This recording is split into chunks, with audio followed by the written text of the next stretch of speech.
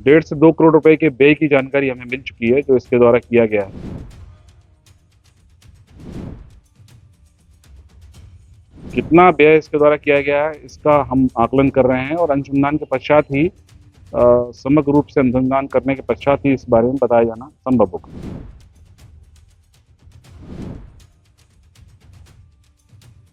तीनों दलों ने 3 स्थानों पर एक साथ छापे की कार्रवाई की है।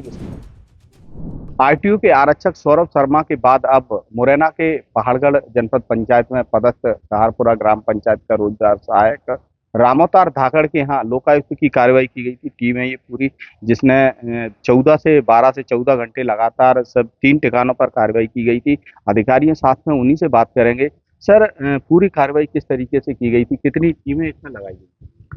एक्चुअली इस छापे की कार्रवाई के लिए 3 दल गठित किए गए थे, जिसमें एक दल इंस्पेक्टर श्रीमती रानिता नामदेव के नेतृत्व में, दूसरा दल इंस्पेक्टर बिजमोहन सिंह नरवैया के नेतृत्व में और तीसरे मैं स्वयं था। तीनों दलों ने 3 स्थानों पर एक साथ छापे की कार्रवाई की है, जिसमें मनोरपुरा गांव में जो इसने एक नया भवन तैयार किया है उसमें, कैलाश में एक इसका भवन है पहाड़गढ़ रोड पर, और ग्वालियर में होम रेजिडेंसी में एक किराए पर फ्लैट लिया हुआ है। तो इन तीनों जगह पर एक साथ सर्च की कार्रवाई कल माननीय न्यायालय से वारंट लेने के पश्चात की गई। सर, कितने घंटे कार्रवाई की गई थी और कितना जो सामान है, कितने करोड़ की संपत्ति इससे मिली? देखिए, पूरी संपत्तियां जो एसेट्स मिली हैं उसमें 2 भवन हैं और 2 भूखंड हैं। एक पुरानी छावनी ग्वालियर में भी भूखंड पाया गया है, एक जेसीबी मशीन है, एक ट्रैक्टर है और इसके साथ एक बोलेरो गाड़ी है, मोटरसाइकिल है, एक्टिवा गाड़ी है। करीब 20 लाख रुपए का घरेलू सामान जो तीनों घरों में मिला है। 5 बार कुआलालंपुर मलेशिया विदेश यात्रा और 1 बार दुबई, ये विदेश यात्राओं को करने के डॉक्यूमेंट मिले हैं जो स्वयं रामोतार धाकड़ के द्वारा की गई हैं।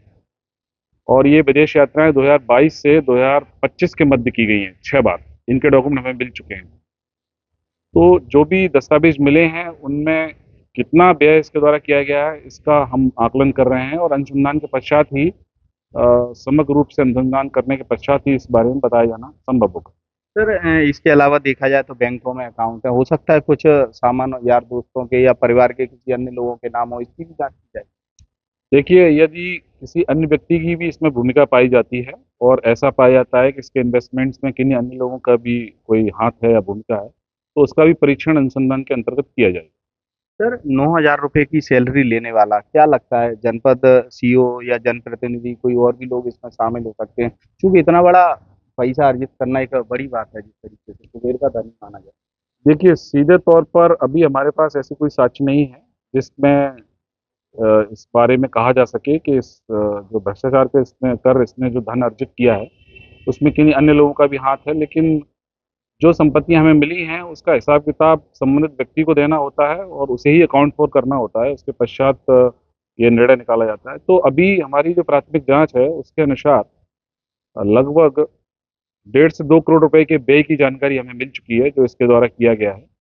और अन्य जानकारियों के संबंध में, इसकी विदेश यात्राओं में इसने कितना व्यय किया है, अन्य क्या इन्वेस्टमेंट्स हैं, उनके संबंध में जो सूचनाएं प्राप्त हैं, जो जानकारियां हमें हासिल हुई हैं, उनकी हम तथ्यात्मक पुष्टि करेंगे और उसके पश्चात हम निष्कर्ष पर पहुंचेंगे। सर, लगातार विदेशों की यात्राएं की गई हैं, अभी हाल ही में भी गया है, हो सकता है कहीं विदेश में तो नहीं कोई प्रॉपर्टी खरीदी हो या इस तरीके की कोई बात आई? देखिए, अभी प्राथमिक तौर पर ऐसे कोई साक्ष्य नहीं मिले हैं। विदेश यात्राओं के ट्रैवलिंग इसके टिकट्स हैं, प्लस फ्लाइट्स के टिकट्स हैं, होटल एकोमोडेशन बुक कराने टिकट्स हैं, इमिग्रेशन सर्टिफिकेट्स, वीज़ा, ये सब चीज़ें, पासपोर्ट हमें मिली हैं। वहाँ कोई इन्वेस्टमेंट है या नहीं है इसके बारे में अभी तो कोई साक्ष्य नहीं है, लेकिन जानकारी एकत्रित की जाएगी। बिल्कुल, ये लोग थे लोकायुक्त के डीएसपी रविंद्र चौहान, जिनका साफ तौर से कहना है कि लगातार जो जांच है वो की जाएगी और विदेशों में भी अगर इसकी कोई भी लिंक मिलती है तो उस पर भी पूरी तरह से जांच की जाएगी। हालांकि एक 9,000 की सैलरी लेने वाला रोजगार सहायक करोड़पति जरूर बना है। सत्येंद्र सिंह तोमर, IBC 24, मुरैना।